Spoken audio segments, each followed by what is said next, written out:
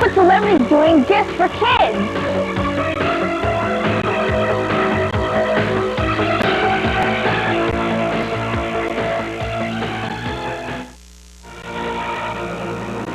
Discover a Dickens of a classic come to life in beautiful animation, Oliver Twist.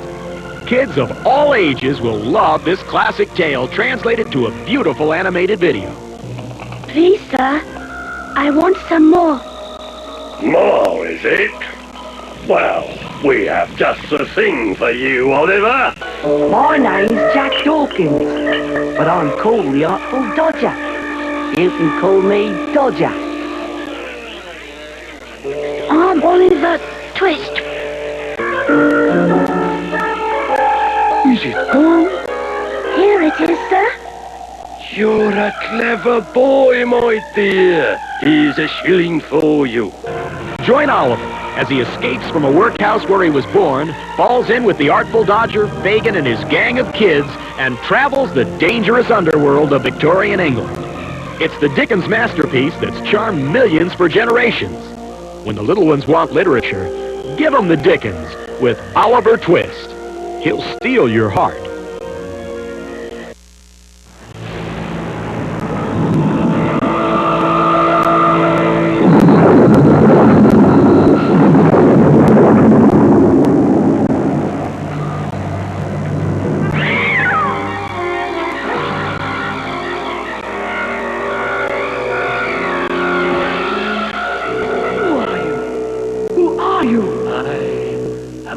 Spirit. This room is mine!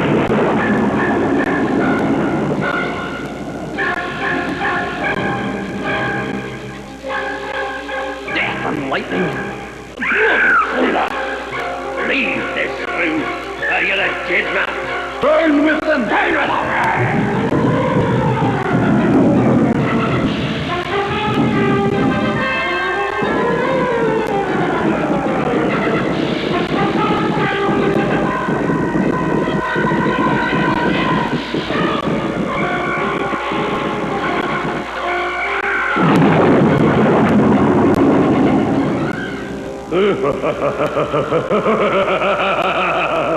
I'm afraid my friends want you, Gabriel.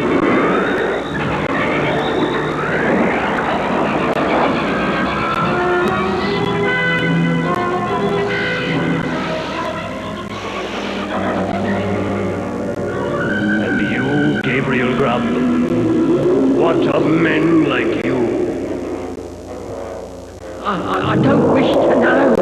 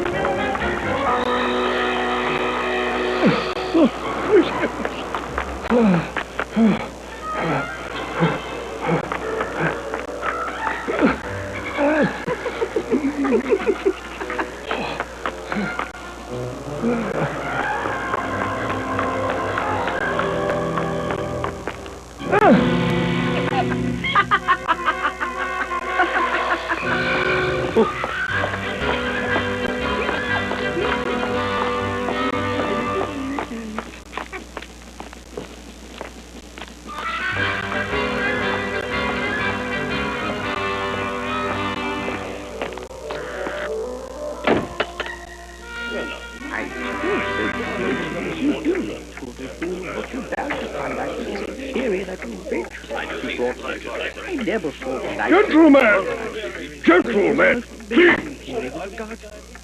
This meeting of the Pickwick Club will now come to order. Mr. Tupman, Mr. Winkle, please. At our last meeting, this association heard a paper communicated by Samuel Pickwick, Esquire, our esteemed General Chairman, the man who has traced to their source the mighty ponds of Hampstead and astounded the scientific community with his Tittlebatian theory. This association does hereby extend its warmest thanks to the said Samuel Pickwick, Esquire. Pickwick, Pickwick, Pickwick, Pickwick! Fellow members of the Pickwick Club, I am but a humble individual.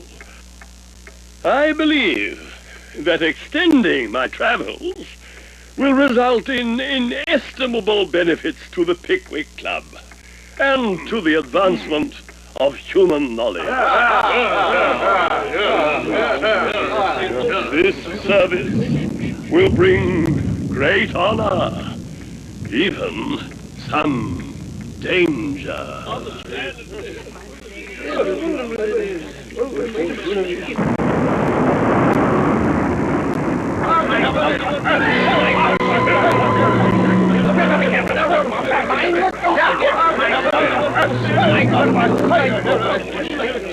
Gentlemen, the night winds have no doubt caused a puncture of the gas line.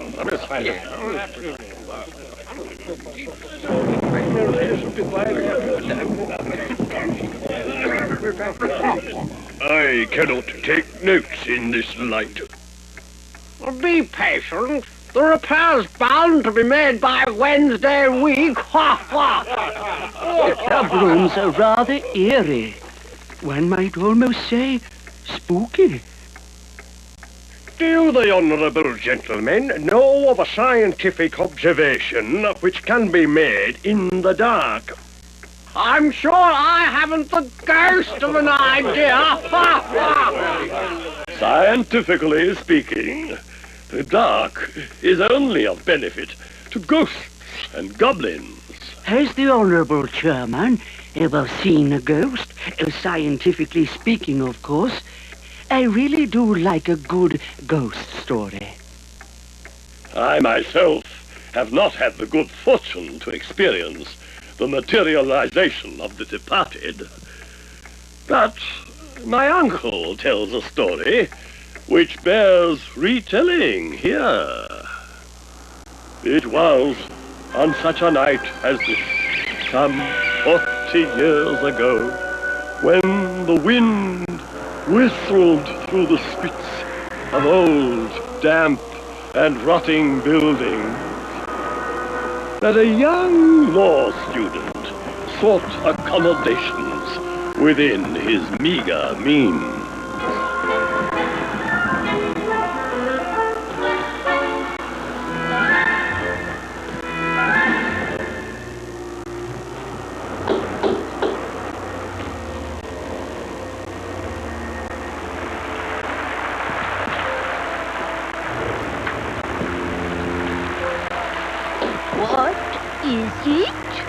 I'm looking for a room to rent.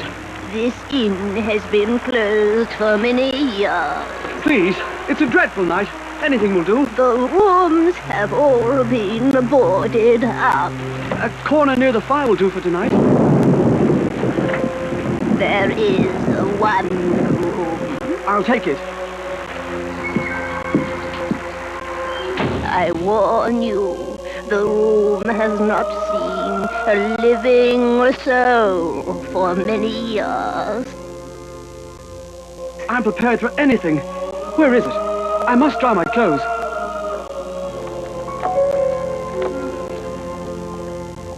Very well. Follow me.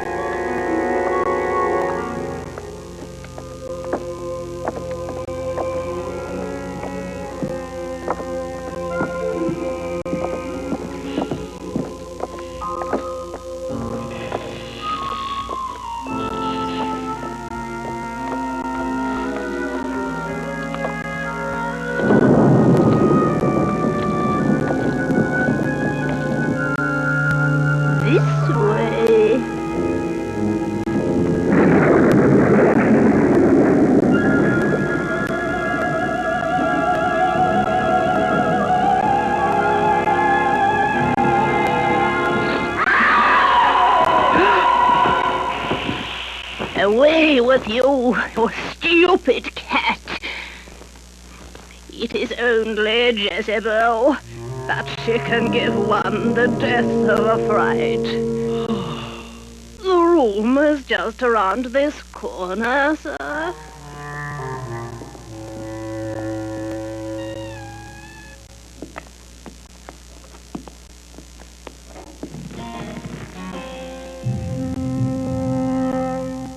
It is indeed old, but it will do nicely. Shall I prepare the fire, sir? I will do it. Just light a candle for me, thank you.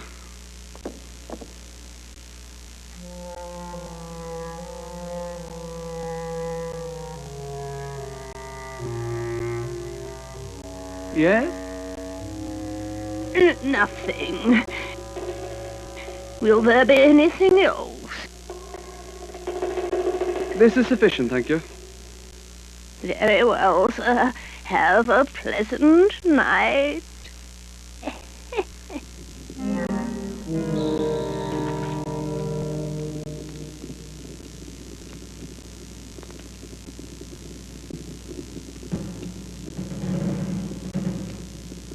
You're a nuggly old thing. For the cost of you, I'd have lodgings for a good long time. I'll tell you what it is, old fellow. If it wouldn't cost me to break up your old carcass, I'd have a good fire out of you in less than no time.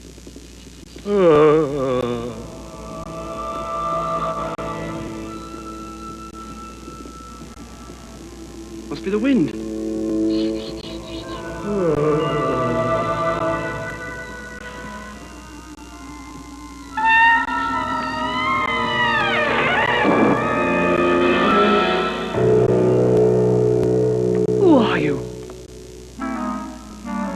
You?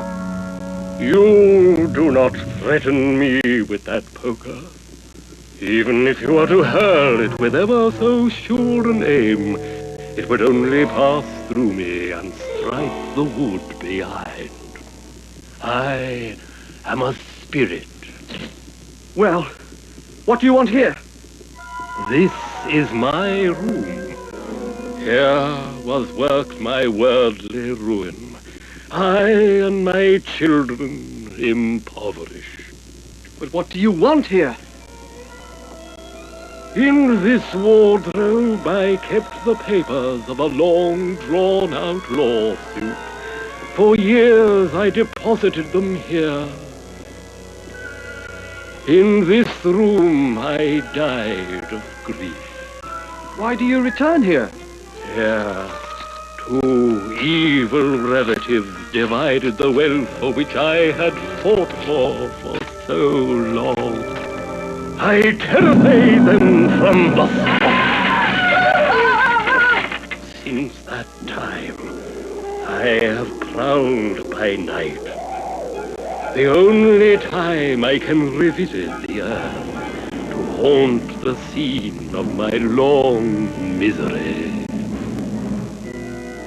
This room is mine! Leave it to me! If you insist, I shall give it up with the greatest pleasure. Then go!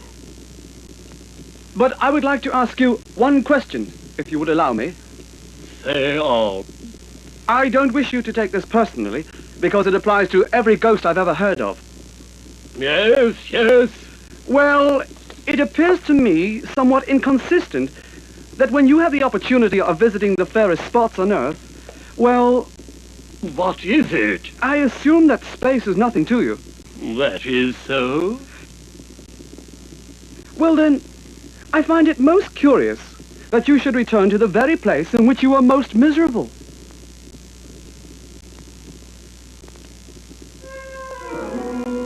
Egad, that's very true. I never thought of that before. As you can see, sir, this is a very uncomfortable room. To say nothing of that wardrobe, which I should say is not only very cramped, but not entirely free from bugs. That is true. And English weather is most disagreeable. You're very right, sir. There are other climes more pleasant. Of course. It never struck me till now. I'll try a change of air directly. Before you go, sir, if you would have the goodness to suggest to the other ladies and gentlemen who are now engaged in haunting other old houses that they might be much more comfortable elsewhere, you will confer a great benefit on society. I will. We must be dull fellows. Very dull fellows indeed. I can't imagine how we have been so stupid. Goodbye. Goodbye. And, so far as I am aware, he never came back again. I recall that family ghost story told many times. We had in the family at one time a travelling man who, at the end of a tiring day in Scotland, found himself in a local tavern.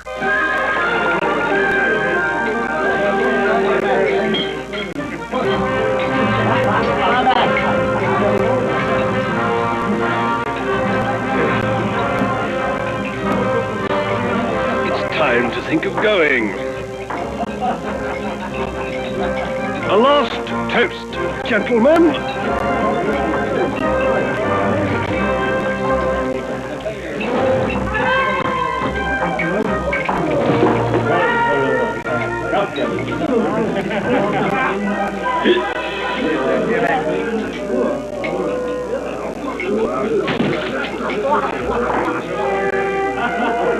Really, gentlemen, I must be off. But I'll not be so rude as to forget your health. Your health!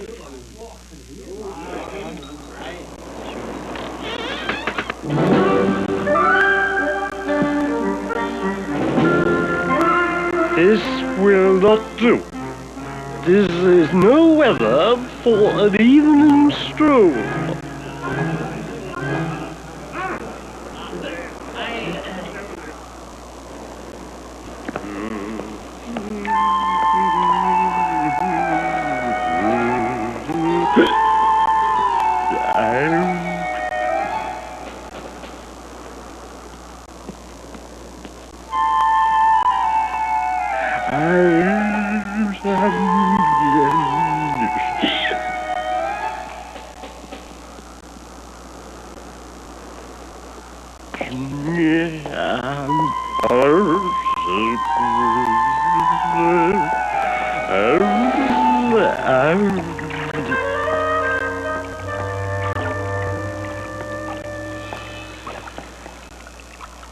What say you? Speak up! This way? Certainly.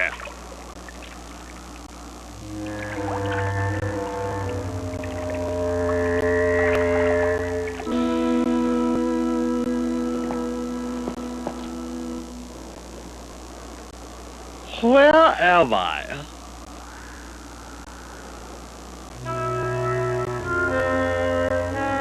All right then, let's get a closer look.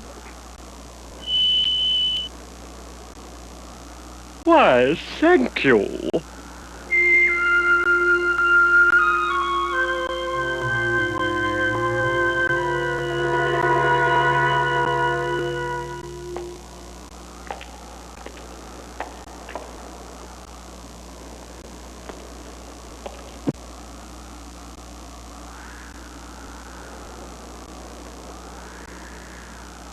quiet as a graveyard.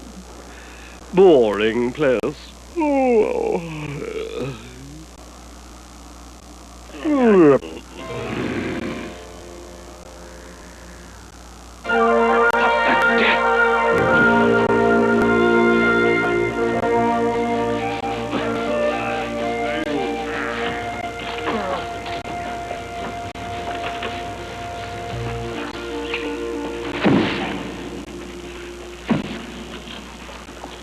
Now then, you're booked for one inside. You better get in. I? Booked? Yes, certainly. Are you going to get in? Now, Jack Martin, are you going to board? Aren't you a bit familiar? Isn't there supposed to be a Mr. in front of that? That's the way it is on the way, Bill. Is it paid for? Of course it is. Well then, in that case, which coach? This.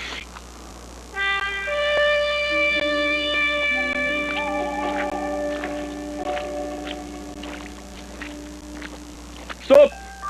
Here are the other passengers. Let them get in first.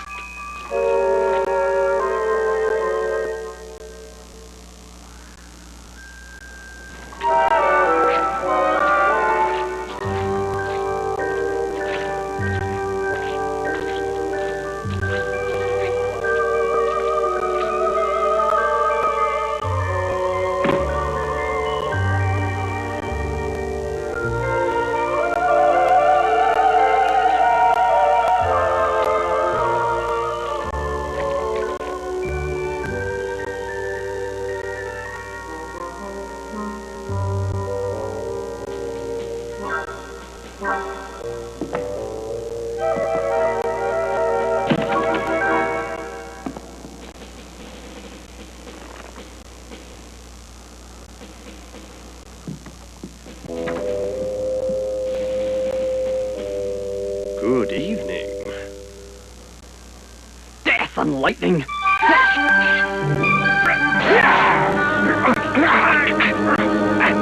Right. Blood and thunder. Stick him, wherever he is. You'd better not try, or I'll kick your brains out.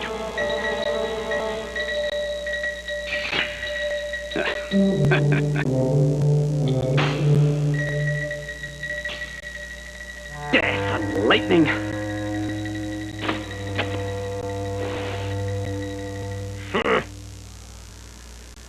Now, gentlemen, I don't want to have any death with or without lightning in the lady's presence. And we've had quite enough of blood and thunder, too. So if you please, we'll sit quietly in our places. Guard, pick up that gentleman's carving knife.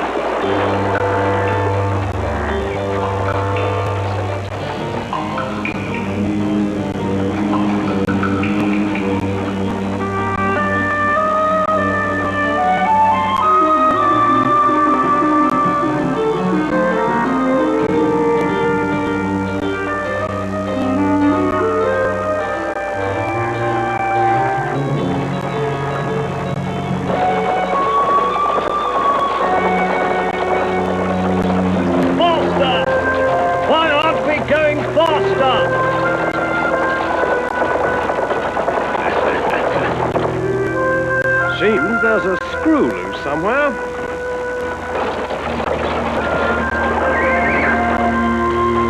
Hello! What's in the wind now? Get out here. Here? Here. I'll do nothing of the sort. Very well then, stay where you are. I will. Do.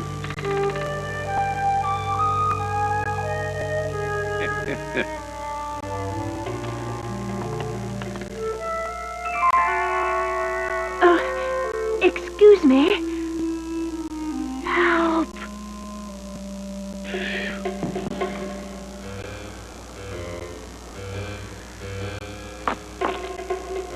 So you've thought better of it, have you?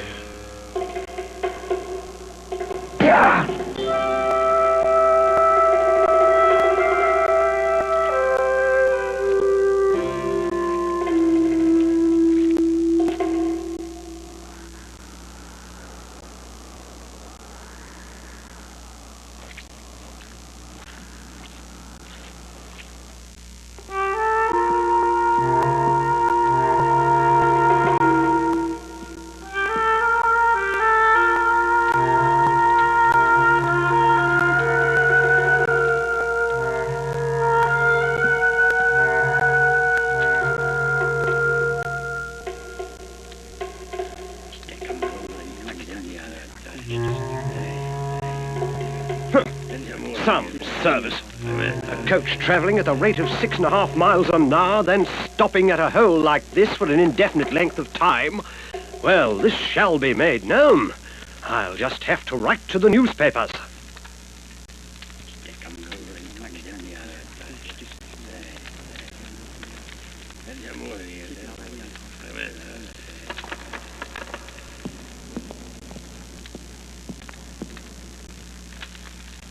This is a private room, fellow. Really? Then the public one must be really uncomfortable. Leave this room.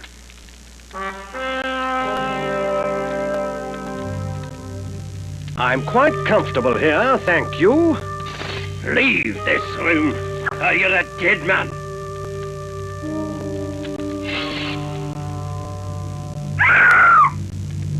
Down with them! Down with them! Step back, milady.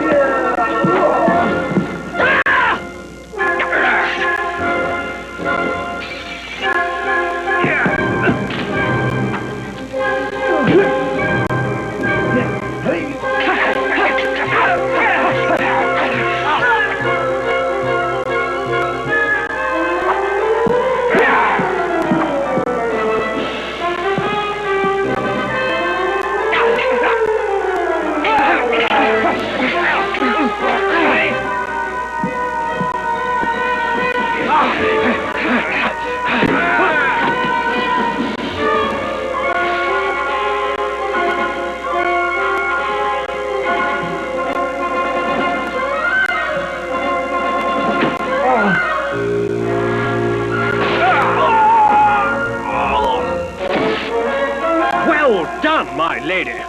My turn.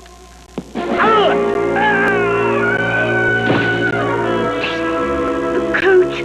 Quick! We may yet escape! Escape? Why, my dear, there's nobody else to kill, is there? We have not an instant to lose here. He is the only son of the powerful Marquis of Follettiville. Unfortunately, he'll never inherit the title. The line ends here. You have cut it off. That wretch would have married me by violence in another hour. Confound his impudence. As you may have guessed, they were prepared to kill me if I appealed to anyone for assistance. If his accomplices find us here, we are lost. Soon, it may be too late. We must take the coach. Very well.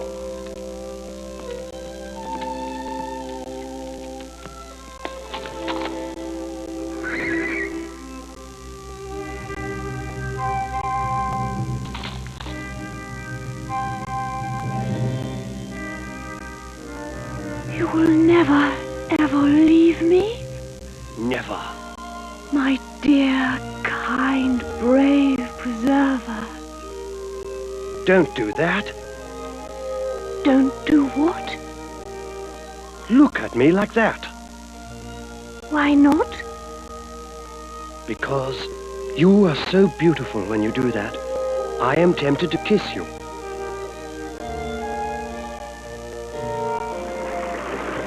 Hark!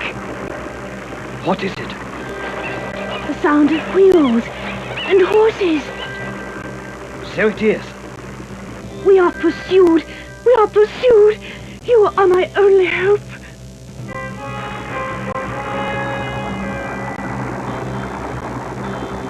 Hush, don't be frightened. Shut the window and hold tight. Stay, love. What's the matter? I must have a word with you, dearest. What is it, my dear? Will you never love anyone but me? Never. And will you never marry anyone else? I swear it.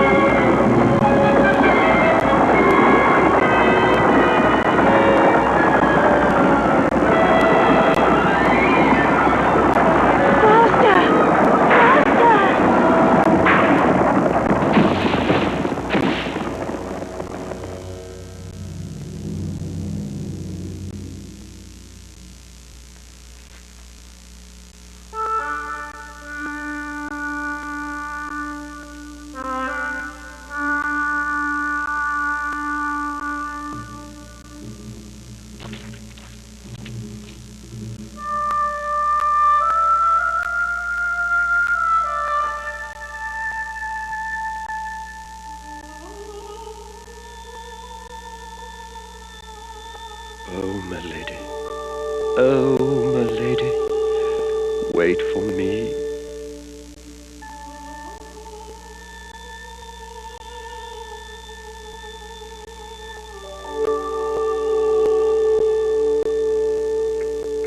A most interesting tale.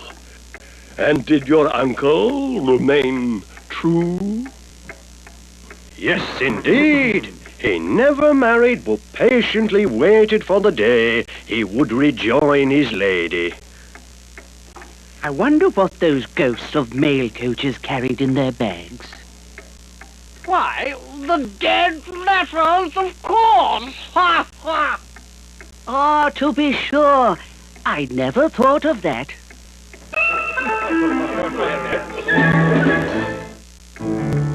I heard a story on an expedition once to an old abbey town about a gravedigger, one Gabriel Grubb, so surly and ill-conditioned that it was difficult to pass him by without feeling the worse for it. Get out of there, you miserable scrounger. If you don't like the food I gives you, you can go to the dip. Now then, where's me basket? I've got work to do. Let the do-gooders celebrate Christmas Eve. I'll plant them all sooner or later.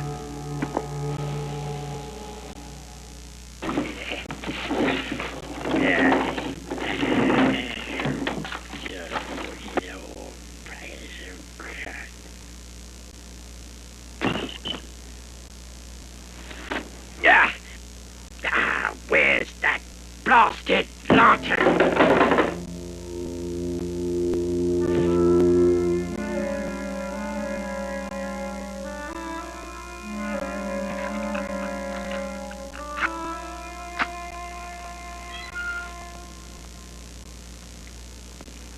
Good King Wenceslas looked out on the feast of Stephen, when the snow lay on... Get away from my door! I'll swat you like flies!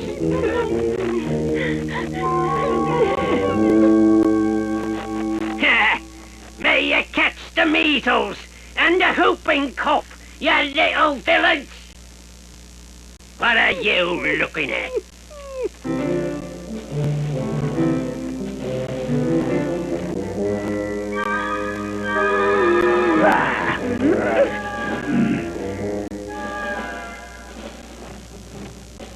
Merry Christmas. Ah, botheration.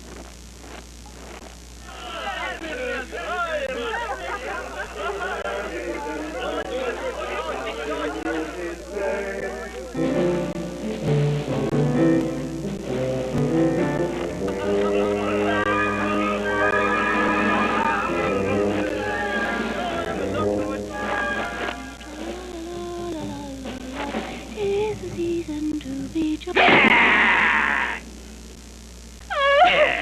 Noisy little beggar. That's the singing I like, sir.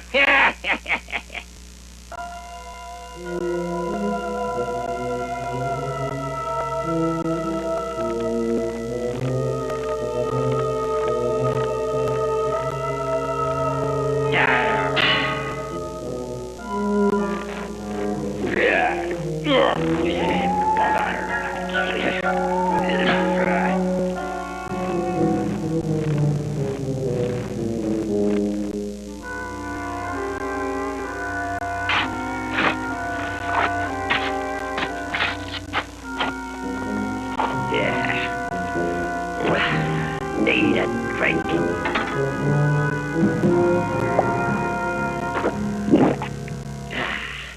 A stone at the head, a stone at the feet, a rich juicy meal for worms to eat.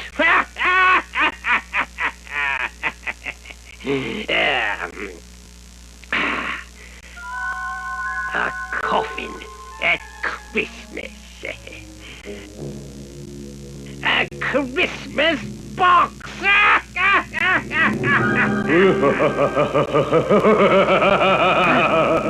What's that? It was just the echoes. It was not. It was not the echoes. What do you do here on Christmas Eve?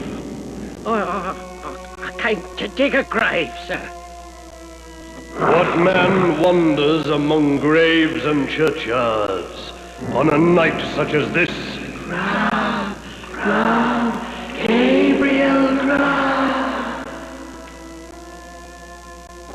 What have you got in that bottle? Gin, sir. Who drinks gin alone and in a churchyard on such a night as this? Gabriel Grab.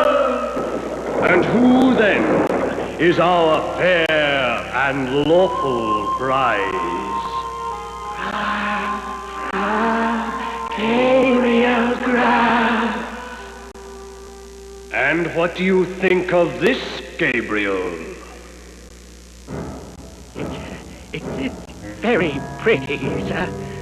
Very pretty. But if you please, sir, I think I'll go back and finish my work. Work? What work? The grave, sir. Making the grave. Oh, the grave.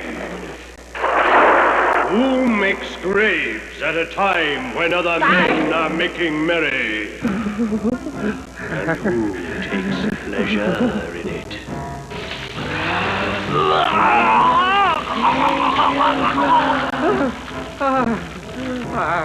I'm afraid my friends want you, Gabriel. Under favour, sir. I don't think so, sir. They really don't know me. I don't think they can want me. I don't think the gentlemen have ever seen me, sir. Oh, yes, they have. We know the man with the sulky face and the scowl that came down the street tonight. We know the evil man who threatened the children with his spade. And we all know the man who, with malice in his heart, terrified the child because the boy could be merry. We know you. We know you. I really must leave you, sir. Leave us? Gabriel Grubb is going to leave us?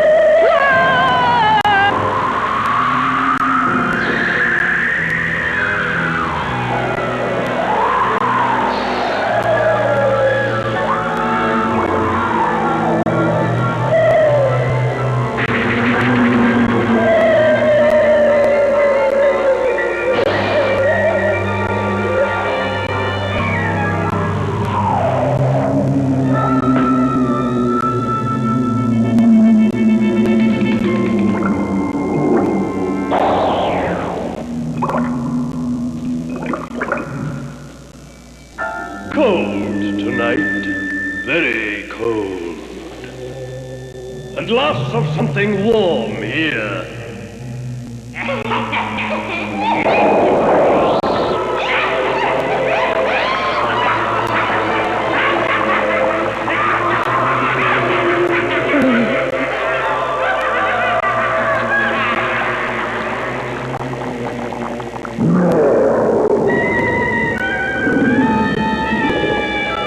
This warms one indeed. Bring a bumper of the same for Mr. Grubb. No, thank you, sir. I really don't take anything hot at night. Nonsense, Grubb. No, really. Come now. I insist.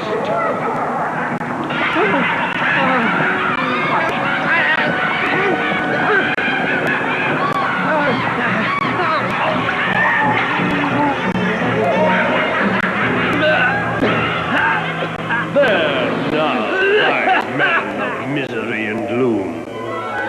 Would you like to see a few pictures from our own great storehouse? No, no. Look, Mr. Grubb. Look.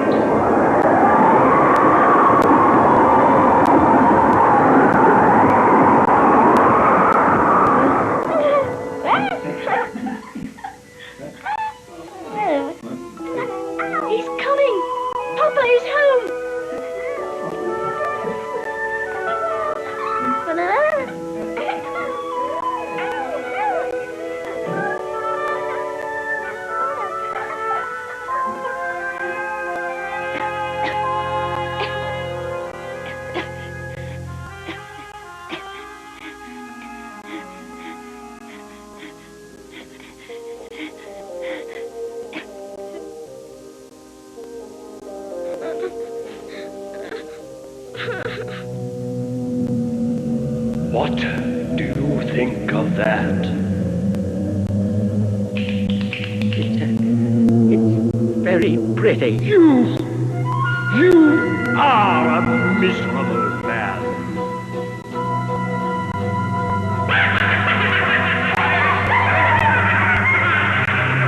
Show him some more. What see you?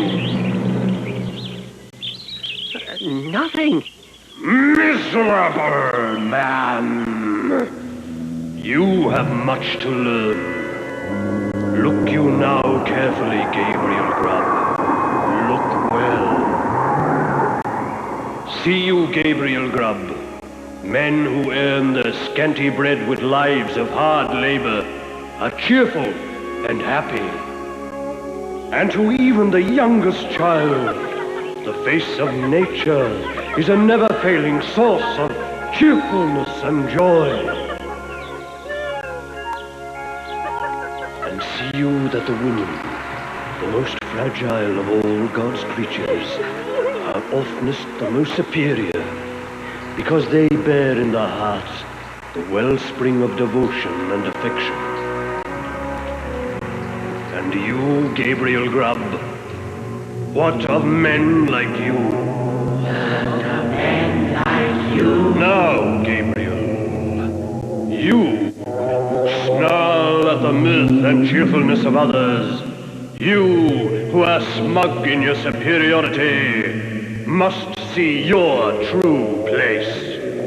No, I don't wish to know. Look, Gabriel Grubb. Look!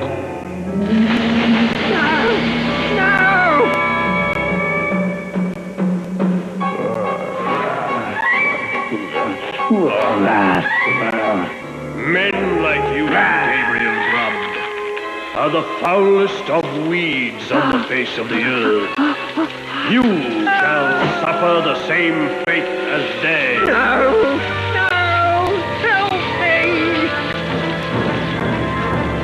Give me a chance to change my ways. The world is a decent place. I know that now.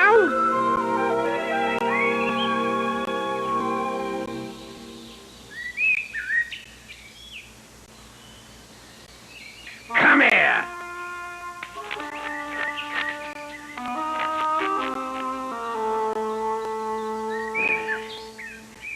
I am a wiser man, my friend.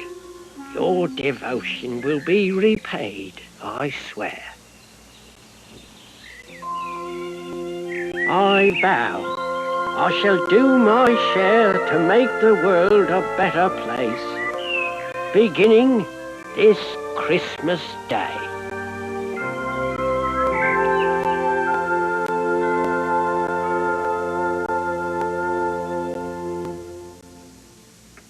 Though Gabriel Grubb was afflicted with rheumatism to the end of his days, he made up his mind to be the better person for his experiences in the Goblin Cave.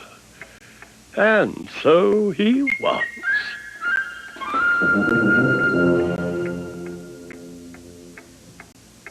Since the elements continue to beat about our portals, I suggest brandy and water until the weather improves or the sun lights our homeward way.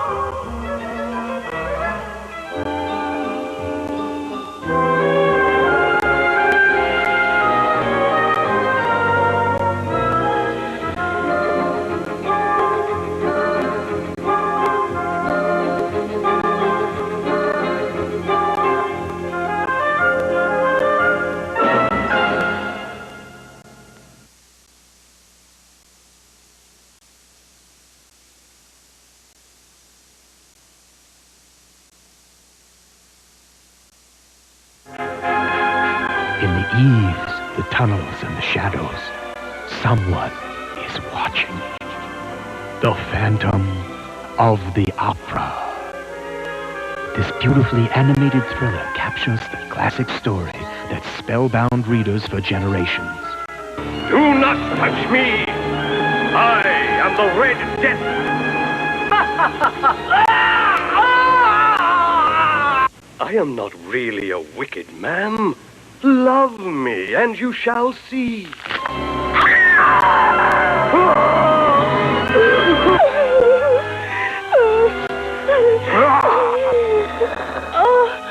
Look at me. You wanted to know what I look like? Feast your eyes and glut your soul on my cursed ugliness. It's the masterpiece that's the current toast of Broadway. He's a man in love, but so hopelessly disfigured, he's forced to hide in the shadows behind a mask. It's a tale of madness, horror, devotion, and bravery for the whole family. It's the Phantom of the Opera. His obsession burns behind a mask of madness.